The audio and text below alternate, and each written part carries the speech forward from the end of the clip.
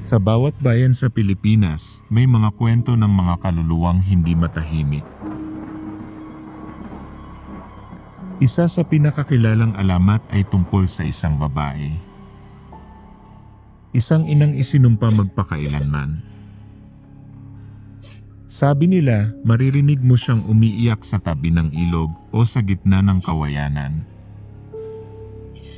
Tinatawag siya ng mga matatanda bilang ang babaeng umiiyak.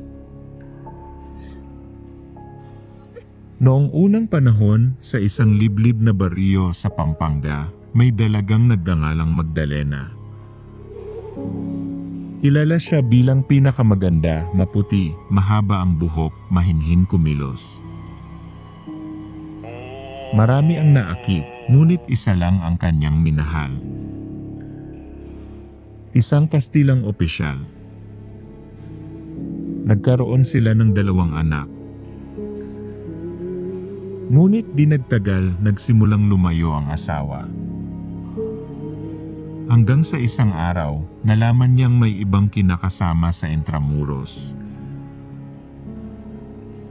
Sa sobrang galit at selos, dinala ni Magdalena ang kanyang mga anak sa tabing ilog, malapit sa kawayanan.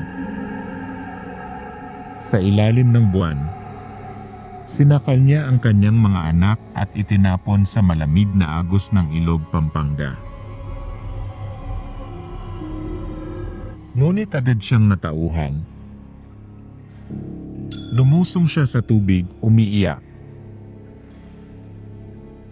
Mga anak ko, bumalik kayo. Patawarin niyo ako. Subalit tinangay na ng malakas na agos ang kanyang mga anak. Sabi ng mga albularyo, hindi siya tinanggap sa langit. At tinaboy din ng impyerno. Isinumpa siyang magpakailanman na maghanap sa kanyang mga anak. Kaya hanggang ngayon, may mga nakakarinig ng kanyang tinig. Mga anak ko, mga anak ko.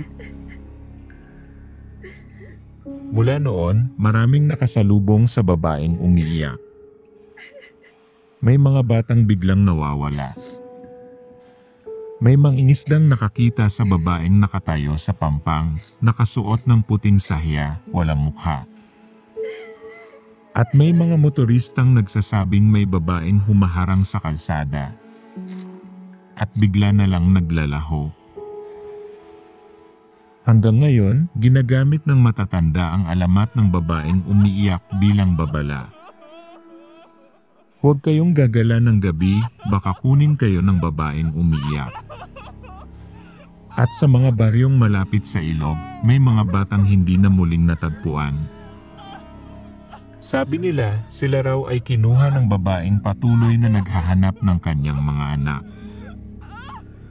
At hanggang ngayon, kung ika'y dadaan sa tabing ilog o sa gitna ng kawayanan, maririnig mo pa rin ang kanyang tinig.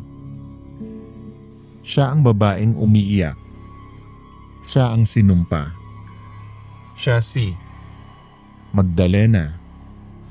Kung nagustuhan mo ang video na ito, i-like mo at mag-subscribe ka na